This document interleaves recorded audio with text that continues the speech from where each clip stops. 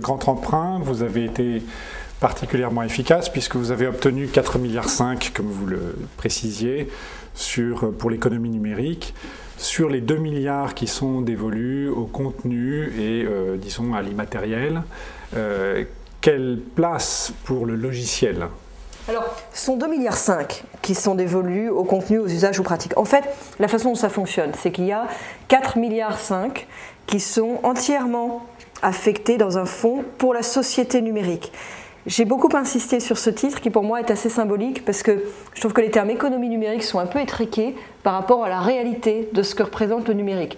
Le numérique, ce n'est pas seulement un secteur, ce sont des technologies, des pratiques qui diffusent à travers l'ensemble de la société et qui bénéficient, au-delà du secteur du numérique lui-même, à d'autres secteurs en fait, à toute une dynamique, à toute une cohérence, à toute une créativité. C'est un écosystème d'innovation formidable.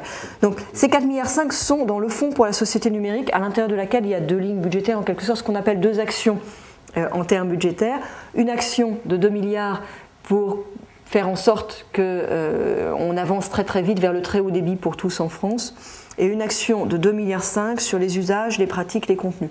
Ces 2,5 milliards ne sont pas encore répartis, on avance très très vite, ce sera des appels d'offres et des appels à manifestation d'intérêt. Ils ne sont pas encore répartis, mais on a déjà évidemment des idées assez précises sur ce qu'on a envie de faire. Il y aura une part importante de cloud computing.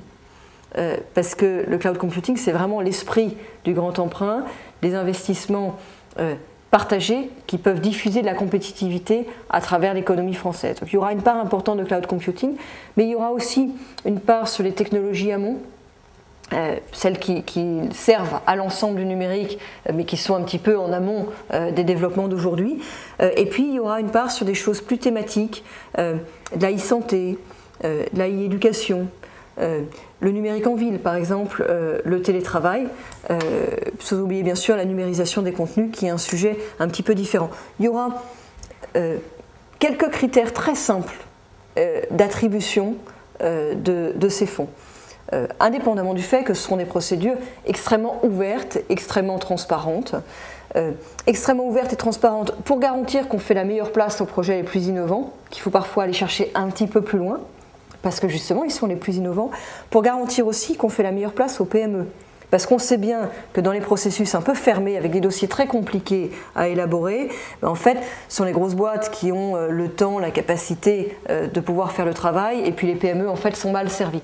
Donc la procédure a son importance pour faire en sorte qu'au-delà de l'argent du grand emprunt tel qu'il sera distribué, en fait la procédure elle-même soit vertueuse et permette de créer de la compétitivité, de faire se rencontrer des gens, d'accélérer des projets à l'intérieur du secteur numérique. Et puis derrière tout ça, il y aura 2 critères principaux.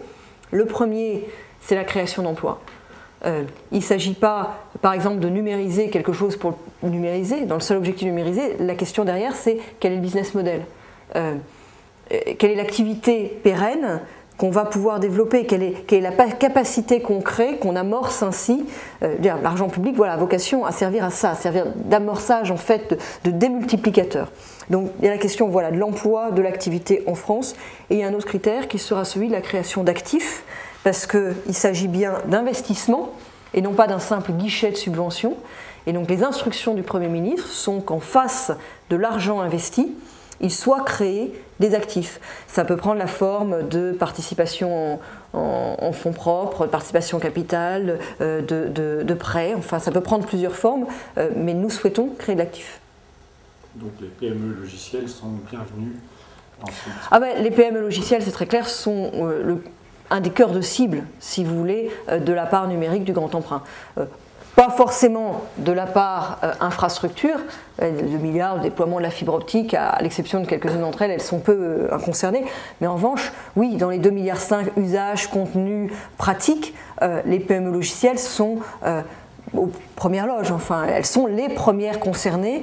Un de mes enjeux, en fait, c'est de faire en sorte qu'elles soient totalement mobilisées, que les procédures soient suffisamment ouvertes, suffisamment attractives, pour en fait qu'on ait les meilleurs candidats. Voilà, moi, une de mes missions, c'est de faire en sorte que les meilleurs candidats soient au rendez-vous. Parce qu'on sait bien parfois que ces procédures ont des effets d'éviction.